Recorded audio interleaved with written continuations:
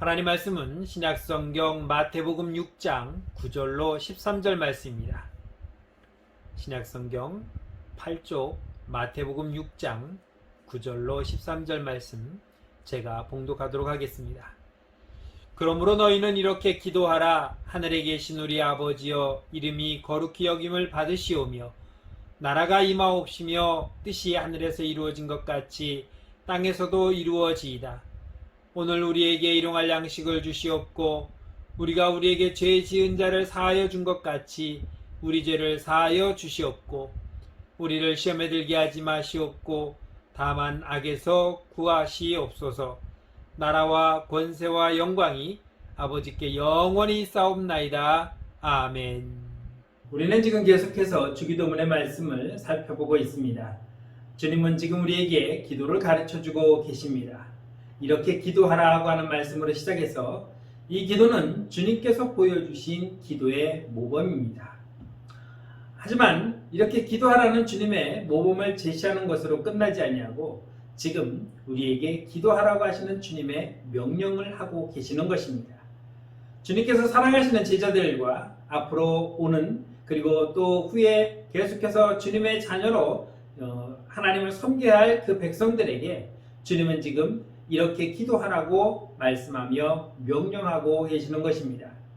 지난 주일에 제가 말씀드렸습니다마는 주기도문을 외우고 우리가 사도신경을 암송하는 것, 우리 신앙인으로서는 가장 기본에 해당되는 것들입니다. 이러한 것들을 암송할 줄 안다고 해서 우리가 하나님 앞에 참 신자라고 말할 수는 없습니다. 그렇다고 또 아닐 수도 없는 것입니다. 그러니 주기도문을 사도신경을 외운다고 해서 참 신자가 되는 것도 아니고 아니 된다는 것도 아닙니다. 그렇다면 왜 이것을 우리는 외워야 되는가? 그것을 그냥 단순하게 외우라는 그런 말씀이 아니라 너희는 이 기도와 같이 모범을 보이신 주님의 이 기도 틀에 맞게 그 의미에 맞게 너희는 이렇게 기도하라고 우리에게 가르쳐주고 계신다는 것입니다. 예수 그리스도 주님께 속한 많은 그리스도인으로서 주님께서 가르쳐주신 이 기도의 모범을 우리는 잘 배우고 또 잘 알아서 주님의 그 기도를 본받아서 우리가 기도할 수 있어야 된다는 것입니다. 그러기 위해서는 우리는 먼저 기도를 배워야 합니다. 우리가 무엇을 기도해야 되는지 또 어떻게 기도해야 되는지 다른 것에서 배울 것이 아니라 주님의 기도에서 우리는 배워야 한다는 것입니다. 그저 내 생각대로 하는 기도가 아니라 단지 내가 좋게 느껴지는 것만 이야기하는 것이 아니라 또 주님께서 가르쳐주신 기도를 잘 배워서 우리도 주님의 기도의 모범을 따라서 기도하자라고 하는 것이 이번 설교의 목적이기도 한 것입니다. 오늘 우리가 읽은 이 본문의 말씀을 우리는 주기도문이라고 부릅니다. 하지만 사실 이 기도문은 우리 주님의 기도문이라고 해야 한다면 조금 앞뒤가 맞지 않을 것입니다. 왜냐하면 주님께서 주신 기도문이지만 이것은 주님이 기도하시는 기도문이 아니라는 것입니다. 예를 든다면 이 기도문 안에는 일용할 양식을 구하는 기도가 있고 우리의 죄를 용서해달라고 하는 죄 용서의 기도가 있습니다. 그러나 이 기도의 내용이 우리 주님에게는 합당치 않는 기도의 제목이 될 수밖에 없습니다. 주님은 날마다 일용할 양식을 구하실 필요가 없는 분이십니다. 또한 주님은 죄가 없으신 분이기 때문에 당신께서 나의 죄를 용서해 주십시오라고 기도할 이유가 없는 분이시라는 것입니다. 그래서 주님은 일용할 양식도 죄 용서도 구하지 않으셨습니다. 주님께서 말씀하신 이 기도문은 전적으로 주님을 믿고 따르는 제자들과 또 앞으로 오고 또 그 다음에 계속해서 오는 믿음의 세대들, 즉 우리들을 위해서 주님께서 가르쳐 주신 기도문인 것입니다. 그래서 우리는 이 기도의 모범을 따라서 기도하는 사람이 되어야 합니다. 이 기도의 모범을 따라서 기도하는 사람은 다른 누군가가 아니라 바로 오늘 우리 자신이 되어야 한다는 말입니다. 그러므로 우리가 이 주기도문에 대해서 배운다고 하는 것은 이 기도문에 담겨있는 그 뜻과 의미를 다시 한번 깨닫고 이해할 뿐만 아니라 더 나아가서 더 많이 주님을 찾고 더 많이 주님 앞에서 엎드려 기도하는 사람이 되는 것, 이것이 참으로 중요한 것입니다. 그래서 첫째는 기도하자는 것이요. 둘째는 바르게 기도하자는 것이요. 셋째는 더 많이 기도하자는 것이 우리가 주기도문을 배우는 이유가 되는 것입니다. 이와 같은 분명한 목적과 관심을 가지고 주님께서 가르쳐 주신 이 기도를 살피고 배울 때 저와 여러분에게 하나님의 크신 은혜와 사랑이 함께 하실 줄을 믿습니다. 주님께서 이같이 가르쳐 주신 이 기도는 크게 세 부분으로 나눌 수가 있습니다. 첫 번째 부분은 하나님을 부르는 부름입니다. 하늘에 계신 우리 아버지요 라고 부르는 것입니다. 두 번째 부분은 우리가 하나님께 간구하는 내용들이 들어있는데 여기에는 모두 6가지 제목들이 담겨져 있습니다. 처음 3가지는 하나님과 관련되어 있고 그 다음 뒤에 나오는 3가지는 우리와 관련되어 있는 제목들입니다. 그래서 이처럼 우리 주기도문에서 주님께서 가르쳐 주시는 이 기도의 내용을 보면은 먼저는 하늘을 향해서 기도하고 그 다음에는 세상을 향해서 즉 땅을 향해서 기도하게 되어 있다는 것입니다. 하나님 나라를 위해서 먼저 기도하고 이 세상의 사람들을 위해서 기도하게 되어 있는 것이 바로 주님이 가르쳐 주신 이 주기도문입니다. 이처럼 주님께서 가르쳐 주신 이 기도 안에는 하늘과 땅, 하나님과 일, 그리고 사람의 일이 서로 연결되어 있는 것입니다. 우리가 이런 기도를 배우자는 것입니다. 그리고 마지막 3번째 부분은 기도의 마무리입니다. 그래서 주기도문은 하나님을 부르시는 부름과 또 6가지 기도 제목으로 하나님께 간구하는 부분과 그리고 마무리 부분 크게 3부분으로 나누어 볼 수가 있는 것입니다. 그래서 오늘은 먼저 하나님을 부르는 부름에 대해서 말씀을 드리겠습니다. 기도할 때 가장 먼저 하나님이라고 우리는 불러야 합니다. 하나님 아버지라고 불러야 되는 것입니다. 우리가 기도하는데 누구에게 기도하는지 이것을 분명히 해야 된다는 것을 가르치고 있습니다. 그런데 여러분, 우리가 하나님께 기도한다는 것을 여기 계신 여러분 중에 모르는 분이 있습니까? 아마 한 분도 없을 것입니다. 우리가 하나님께 기도한다는 것을 지식적으로 모르는 사람은 아무도 없습니다. 하지만 그럼에도 우리는 이것을 늘 염두에 두지 않으면 하나님께 기도한다고 하면서도 우리는 얼마든지 다른 것을 할 수가 있기 때문입니다.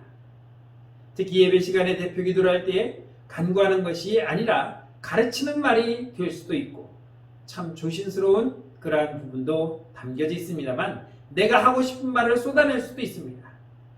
이것은 우리가 매우 조심해야 할 것 중에 하나인데 이 부분에 대해서는 제가 잠시 후에 다시 말씀드리겠습니다만 어쨌든 우리가 하나님을 먼저 불러야 한다는 것, 하늘에 계신 우리 아버지요 이렇게 하나님을 부를 때에 먼저 첫 번째 우리가 누구에게 기도한다는 것을 의식할 수 있느냐? 바로 하나님을 의식할 수 있다는 것입니다. 하나님께 기도한다는 것입니다. 우리의 기도는 하나님께 구하는 것입니다. 하늘의 아버지 하나님을 부르고 그분에게 간구하는 것입니다.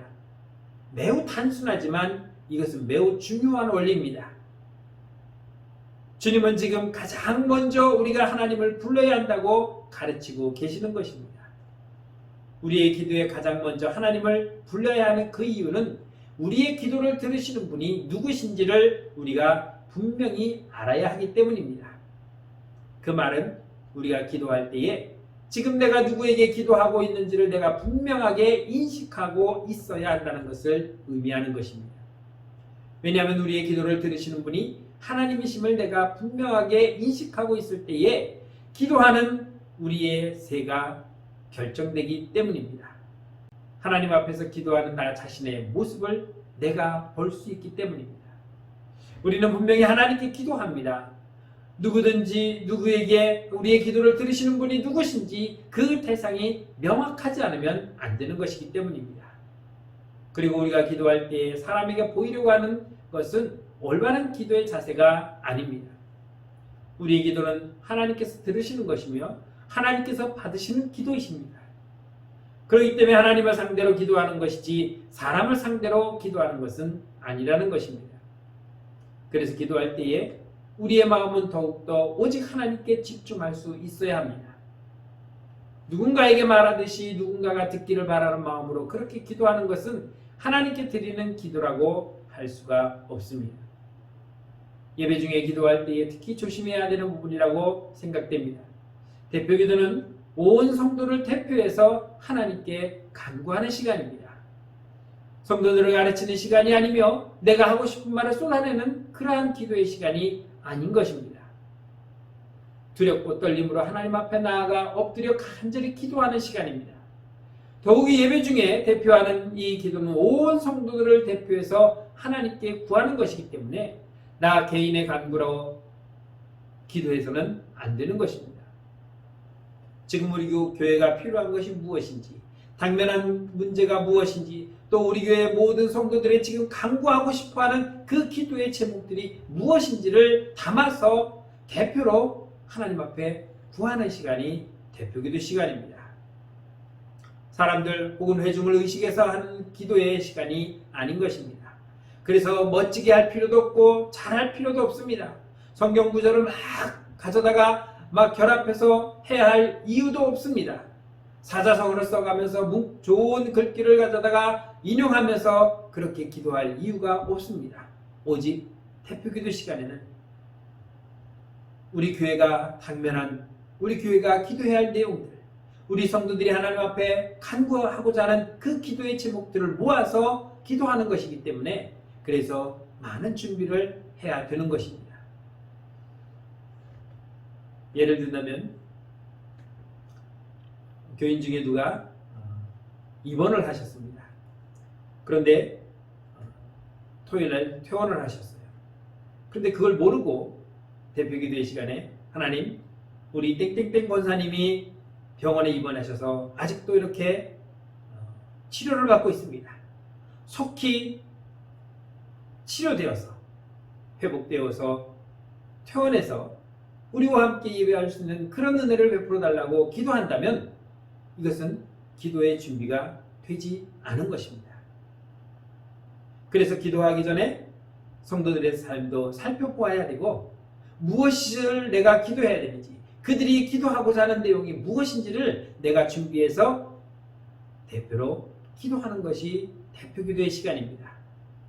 아무런 준비 없이 올라와서 하다 보면은 무슨 말을 하고 가는지, 무슨 기도를 하는지 자신도 모르게 중언부언하다가 내려가는 수가 있다는 것입니다. 늘 하던 대로, 늘 하던 습관대로 그렇게 기도하는 것이 아니라 정말 간절한 마음으로 대표로 모든 교회와 성도들을 대표해서 내가 기도한다는 마음으로 준비하여서 기도하지 않으면 하나님께 기도하는 의미가 없어지게 되기 때문입니다. 그래서 사람들에게 듣기 좋은 말을 하는 것이 아닙니다.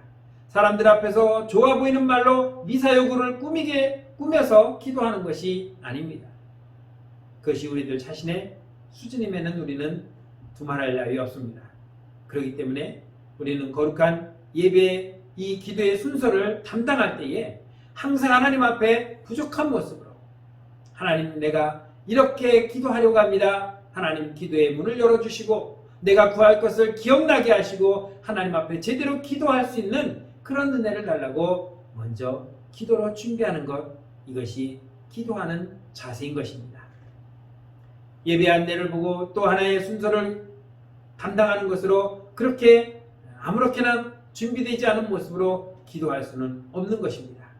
그래서 잘 안 될 때는 미리 기도문을 작성해서 써보기도 하고, 정 안 되면은 그냥 그거 쓴 것을 가지고 와서 보면서 하나님 앞에 기도하여도 무방한 것입니다.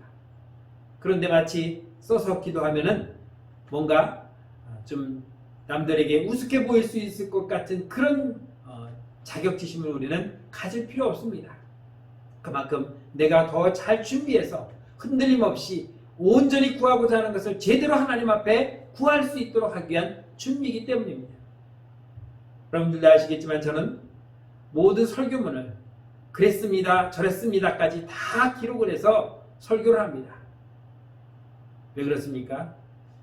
그냥 올라와서 대충 줄거리만 가지고 설교를 하다 보면 중간에 삼천포로도 빠지고 또 영등포로도 빠지고 삼천포로도 빠지기 때문에, 그래서 정확하게 준비해서 준비된 하나님의 말씀을 전하기 때문에 중간에 잡다한 말이 들어올 수가 없는 것입니다. 이번 기회를 통해서 여러분들에게 부탁드리는데, 여러분들의 기도의 순서가 오면은 절대로 그 순서를 빼먹지 마십시오. 그리고 기도를 사양하지 마십시오. 순서가 들어가면 그것을 무겁게 받아들이고, 하나님, 제가 이렇게 대표로 기도할 수 있는 은혜를 주셨으니 제가 진정으로 하나님 앞에 기도할 수 있는 자가 될 수 있도록 준비할 수 있는, 그래서 여러분들의 기도의 삶이 될 수 있도록 준비하는 그런 성도들이 되시기를 부탁드리는 것입니다.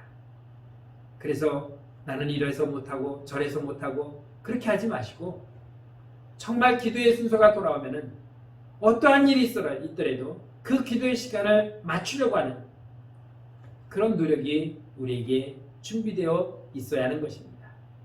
맡은 직분에 합당하게 잘 섬기고 있는지, 또 앞서 섬기는 사람으로서 교회에 덕을 세우고 있는지, 칭찬받고 감동을 주는 그런 사람으로 내가 헌신하고 있는지, 남에게 손가락질 받으며 욕을 당하는 그러한 삶을 살고 있는지 우리는 항상 늘 내 자신을 돌아볼 수 있어야 되는 것입니다.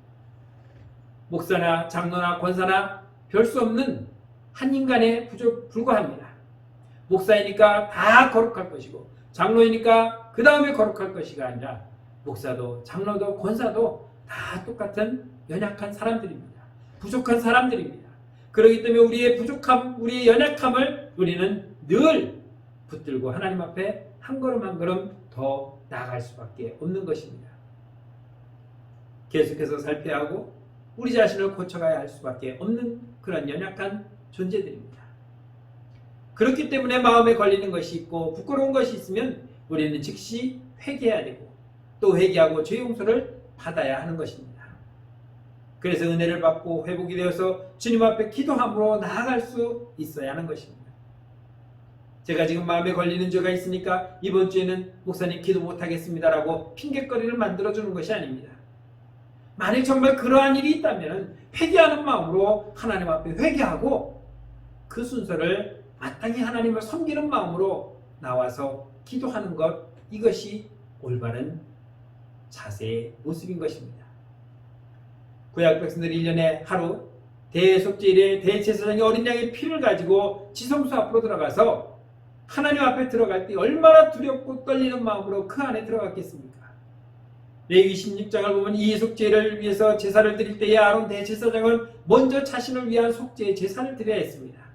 몸을 정결하게 씻었고 거룩한 세마포옷을 속옷부터 다 갈아입고 숫송아지를 드리며 자신과 자신의 집을 위해서 먼저 정결의식을 해야만 했던 것입니다.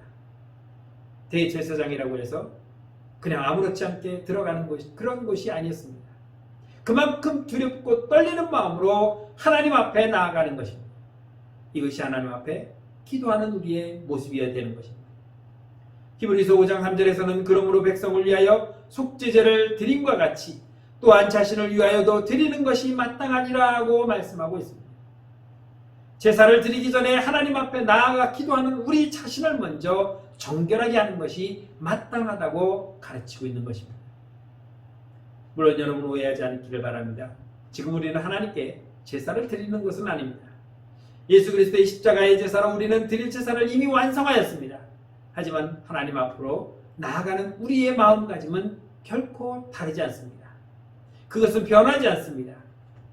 하늘 하나님께 하는 기도입니다. 온 성도의 간절한 마음을 담아서 우리 모두의 기도를 하나님께 올려드려야 하는 것입니다. 이런 준비가 그저 당일에 와서 주부를 보고 오늘이 내가 기도 순서네? 이렇게 해서 그냥 올라와 중언부언하고 내려가는 그러한 모습이 아니어야 됩니다. 우리는 주보에 한 달 기도 담당자를 미리 올려줍니다.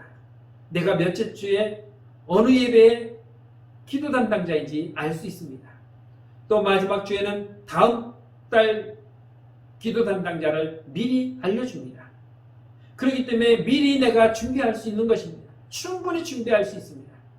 그럼에도 불구하고 그것을 감당하지 못한다면, 그럼에도 불구하고 그날의 약속을 잡아서 그 기도의 사역을 감당하지 못한다면 우리는 하나님 앞에 어떻게 서야 될지 이루 표현할 수 없을 것입니다.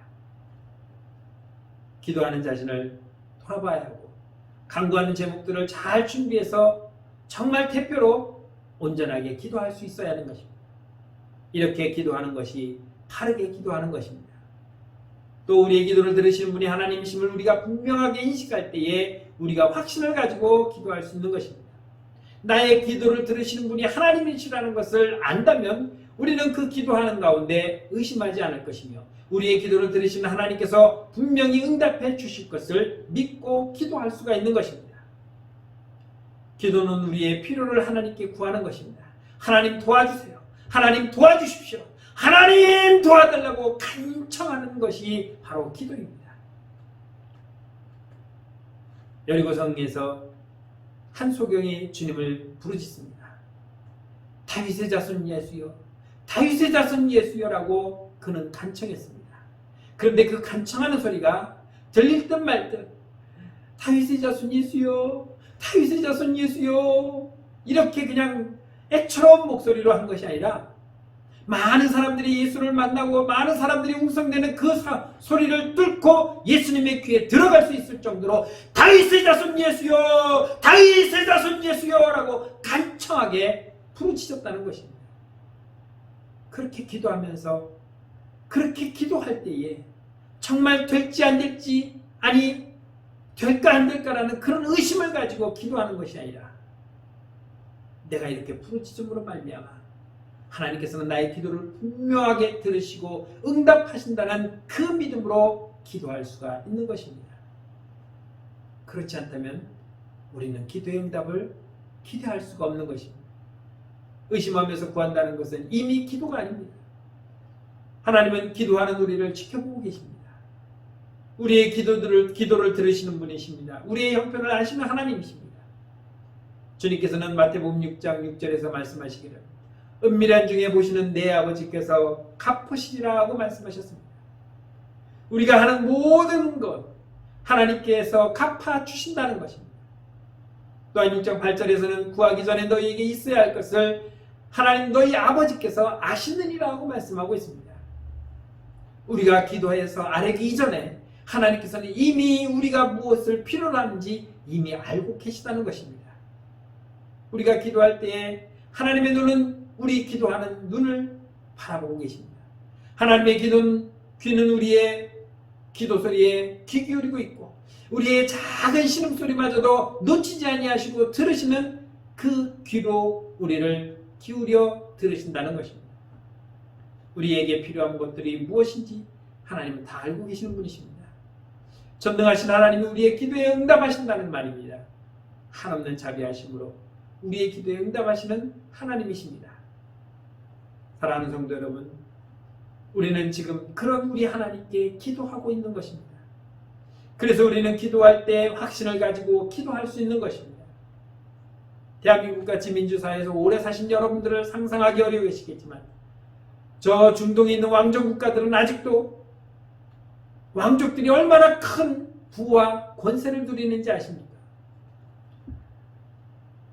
그들은 이슬람을 믿기 때문에 일부 다처제입니다. 왕족들이니까 얼마나 많은 부를 가지고 있기에 얼마나 많은 아내들과 자녀들이 있겠습니까?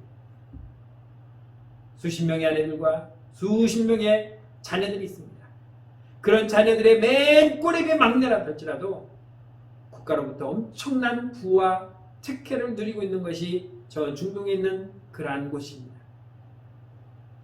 얼마나 많은 특혜를 누리는지 알 수 없습니다. 우리나라로 보면 웬만한 국영기업들은 다 그들이 손에 쥐고 있습니다. 그러니 재산이 수조 원씩 수십조 원씩 그렇게 가지고 있는 그들입니다.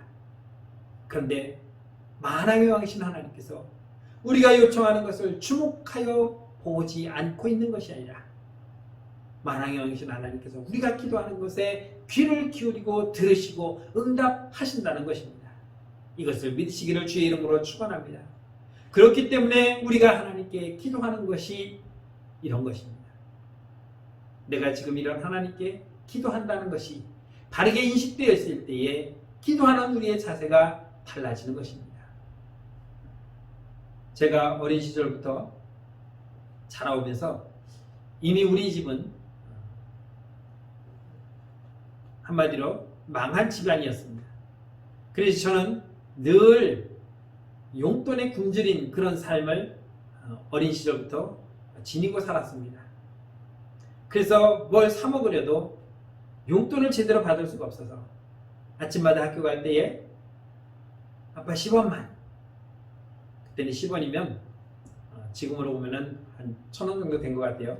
그냥 그것으로 과자 하나, 지금은 1,000원짜리 과자도 별로 없지만 아무튼 우리가 쉽게 군것질 한번 할 수 있는 돈이 10원이었습니다. 그 10원이면은 학교까지 꽤 멀었기 때문에 40분을 걸어가야 했기 때문에 버스를 타면 한 5분이면 가는 그런 거리인데 저는 그 10원을 받아서 걸어갔습니다. 그리고 그 10원으로 오면서 과자를 사 먹든지 핫도그를 사 먹든지 튀김을 사 먹든지 그렇게 오면서 출출한 배를 채워가며 다녔던 적이 있습니다. 그런데 매일 요구하는 게 10원이었습니다. 아빠 100원만, 아빠 200원만 이렇게 하지 않았고 늘 10원이었습니다. 왜 그랬습니까? 우리 아버지는 능력이 없어서 내게 10원 이상을 줄 수 없는 분이라고 저는 그렇게 알고 있었기 때문에 만일 우리 하나님이 내가 기도하는 것에 응답해 줄 수 있는 능력이 없다면 우리는 그런 하나님 앞에 그렇게 요구하지 않을 것입니다. 그분이 들어줄 수 있는 것만큼만 구할 것입니다. 그런데 감사하게도 우리 하나님은 전능하신 하나님이기 때문에 내가 무엇을 구하든지 그것을 다 이루어줄 수 있는 분이라는 것입니다. 그래서 우리는 하나님께 기도하는 것입니다. 확신을 가지고 기도할 수 있는 것입니다. 우리가 누구에게 기도하는지 우리는 그래서 늘 염두에 두고 나의 모든 것을 들으시고 응답해 줄 수 있는 그 하나님을 염두에 두고 생각하고 그 하나님을 인식하고 부르짖을 때에 그 기도의 응답이 여러분들에게 있기를 주의 이름으로 축원합니다. 두 번째는 우리 아버지라고 부릅니다. 하늘에 계신 우리 아버지여 라고 말하고 있습니다. 우리는 우리 아버지에게 기도하는 것입니다. 남의 아버지에게 기도하는 것이 아니라 우리 아버지에게, 나의 아버지에게 기도하는 것입니다. 고린도전서 8장 6절에 보면 그러나 우리에게는 한 하나님 곧 아버지가 계시니 만물이 그에게서 났고 우리도 그를 위하여 있고 라고 말씀하고 있습니다. 우리가 하나님을 아버지라고 부를 수 있는 근거는 바로 우리를 지으신 분이 우리 하나님이시기 때문입니다. 우리에게 생명을 주신 분이 하나님이시라는 것입니다. 그렇기 때문에 그분을 우리의 아버지라고 부를 수 있게 되는 것입니다. 우리의 육신의 아버지가 우리의 뿌리가 되는 것처럼 우리 하나님이 나를 지으시고 나에게 생명을 주신 하나님이 바로 우리의 아버지가 되시는 그분이라는 것을 우리는 분명히 기억하고 있어야 됩니다. 뿐만 아니라 죄악 가운데 있는 우리를 구원해 주셨고 또 우리를 하나님의 자녀로 삼아 주셨습니다. 우리가 잘 아는 요한복음 1장 12절 말씀에서 뭐라고 말씀합니까? 영접하는 자 곧 그 이름을 믿는 자들에게는 하나님의 자녀가 되는 이 권세를 이미 주셨다라고 주님께서 말씀하고 있습니다. 또한 갈라디아서 4장 6절에서는 너희가 아들이므로 하나님이 그 아들의 영을 우리 마음 가운데 보내사 아빠 아버지라 부르게 하셨느니라고 말씀하고 있습니다. 로마서 8장 15절에서는 너희는 다시 무소하는 종의 영을 받지 아니하고 양자의 영을 받았으므로 우리가 아빠 아버지라고 부르짖느니라고 말씀하고 있습니다. 우리 아버지가 되셔서 우리의 형편을 살피시고 계신다는 말씀입니다. 우리 아버지가 되셔서 우리의 간구를 들으시고 계시는 것입니다. 우리 아버지가 되셔서 우리의 필요를 아시고 채워주시는 분이 바로 하나님이시라는 것입니다. 바울 사도는 이런 하나님을 아빠 아버지라고 그렇게 부르게 되었다고 고백하고 있습니다. 또한 주님께서도 기도하실 때에 아빠 아버지라고 부르셨습니다. 겟세마네 동산에서 마지막 날 기도하실 때에 마가복음 14장 36절에선 이르시되 아빠 아버지여 라고 하나님을 그렇게 부르셨습니다. 그런데 유대인들은 어떻습니까? 여호와 하나님을 그렇게 부르지 못했습니다. 그들은 감히 하나님의 이름을 부를 수가 없어서 여호와 야훼라는 그 이름이 나올 때에 그들은 보기는 여호와라고 속으로 읽지만 입으로 소리낼 때는 아도나이라고 읽었던 사람들입니다. 그렇기 때문에 하나님을 감히 아빠라고 부를 수가 없었습니다. 하지만 주님은 기도하실 때에 아빠 아버지라고 이렇게 부르고 계시는 것입니다. 또 우리의 기도를 가르치실 때에 하나님을 아빠 아버지라고 부르라고 그렇게 가르치고 계십니다. 우리의 기도를 들으시는 하나님은 우리의 아빠가 되시는 분이시기 때문입니다. 아빠가 되셔서 우리의 형편을 살피시고 우리의 기도를 들어주시는 하나님이십니다. 또한 주님은 하나님을 우리 아버지라고 말씀하십니다. 우리 아버지다. 아빠 하나님이다. 그렇게 부르라고 강조하고 있습니다. 우리와 멀리 떨어져 있어서 우리가 아무런 상관없는 그런 분이 아니라 우리 아버지가 되셔서 우리와 아주 가까이 계신다는 그런 의미입니다. 이처럼 하나님을 우리 아버지라고 부를 때 여기서 우리가 잊어서는 안 되는 아주 중요한 의미가 하나 더 있습니다. 우리라고 하셨으니 기도하는 우리들은 한 아버지의 자녀들이 되는 것입니다. 그래서 우리가 기도할 때에 모두가 다 한 형제와 한 자매인 것을 우리는 깨닫게 되는 것이고, 그래서 우리는 서로를 위해서 함께 기도하고 또 대표로 기도할 수 있는 것입니다. 하나님을 아버지라고 부르는 우리 모두가 주님 안에서 하나인 것을 기도할 때에 우리는 그것을 더 확인할 수가 있는 것입니다. 스위스 아돌프 슐라트라고 하는 신학자는 마태복음 6장을 주석하면서 이런 글을 썼습니다. 우리는 하나님께 각자 기도하며 또한 함께 기도한다. 함께 기도할 수 없다면 각자 기도할 수 없는 것이며 각자 기도할 수 없다면 함께 기도할 수 없다라고 말씀하고 있습니다. 무슨 말이냐면 우리가 기도할 때 하나님을 우리 아버지라고 부르니 하나님을 아빠 하나님이라고 부르는 그 모든 사람들은 기도할 때에 그 이름 안에서 다 하나가 된다는 것입니다. 세 번째는 하늘에 계신 하나님이십니다. 하늘에 계신 우리 아버지여 라고 할 때에 하늘에 계신 하나님께 기도하는 것입니다. 여기 하늘에 계심을 강조하는 이유는 하나님을 우리가 아빠 하나님이라고 부를 수 있게 되었지만 그러나 이 땅에 있는 아버지와 구별되는 초월하시는 하나님을 의미하기 때문입니다. 하늘에 계신 하나님은 하늘을 다스리시며 온 땅을 다스립니다. 하늘에 계신 하나님은 모든 공간을 초월해서 어디에서나 계시고 모든 영광 중에 계시고 온 우주를 다스리시며 유지하고 계시는 분이 바로 하나님이십니다. 그렇기 때문에 우리가 기도할 때 우리의 기도를 들으시는 분이 우리 아빠가 되시고 우리와 가까이 계시는 분인 동시에 하늘에 계신 초월하신 하나님이라는 말씀입니다. 시편 138편 6절에서는 여호와께서는 높이 계셔도 낮은 자를 굽어 살피시며 멀리서도 교만한 자를 아심이라고 했고 역대하 6장 30절에서는 주는 계신 곳 하늘에서 들으시며 사유하시되 각 사람의 마음을 아시오니 그의 모든 행위대로 갚으시옵소서. 주만 홀로 사람의 마음을 아시니라고 말했으며 6장 35절에서는 주는 하늘에서 그들의 기도와 간구를 들으시고 그들의 일을 들으시옵소서라고 말씀하고 있습니다. 하늘에 계셔서 하늘에서 우리의 기도를 들으시는 하나님. 하지만 이 땅에 있는 우리들을 알고 계시고 이 땅에 있는 우리들의 일을 돌아보시고 계시다는 것을 분명히 말씀하고 있습니다. 이 땅에 우리 안에서 이 세상 가운데서 하나님의 그 일들이 이루어지고 있습니다. 이것을 사도 바울은 에베소서 4장 6절에서 이렇게 표현하고 있습니다. 하나님도 한 분이시요 곧 만유의 아버지시라 만유 위에 계시고 만유를 통일하시고 만유 가운데 계시도다라고 말했습니다. 또한 출애굽기 3장 7절로 8절에서는 이렇게 표현하고 있습니다. 여호와께서 이르시되 내가 애굽에 있는 내 백성의 고통을 분명히 보고 그들이 그들의 감독자로 말미암아 부르짖음을 듣고 그 근심을 알고 있다고 주님은 말씀하고 있습니다. 이스라엘 백성들의 고통받는 것은 하나님은 보고 계셨고 그들의 부르짖음을 들었다고 말씀하고 있습니다. 그러면서 8절에서는 내가 내려가서 그들을 애굽인의 손에서 건져내고 그들을 그 땅에서 인도하여 아름답고 광대한 땅 젖과 꿀이 흐르는 땅 곧 가나안 족속, 헷 족속, 아모리 족속, 브리스 족속, 히위 족속, 여부스 족속의 지방에 데려가려 하노라고 말씀하고 있습니다. 하나님은 하늘에 머물러 계시지 않고 이 땅에 내려오셔서 그들의 그 근본적인 문제를 건져내어 주시고 계시고 해결해 주시는 것입니다. 이것이 만물 위에 계시고 또한 동시에 만물 가운데 계시다는 하나님을 설명하고 있는 것입니다. 우리 하나님은 그런 분입니다. 우리의 기도를 들으시는 하나님은 하늘에 계십니다. 또한 동시에 이 땅에 우리 가운데 계십니다. 하늘에 계신 우리 아버지여 이 첫 번째 기도의 부름이 이 모든 것을 지금 담아내고 있다고 가르치고 있는 것입니다. 하늘에 계신 우리 아버지여.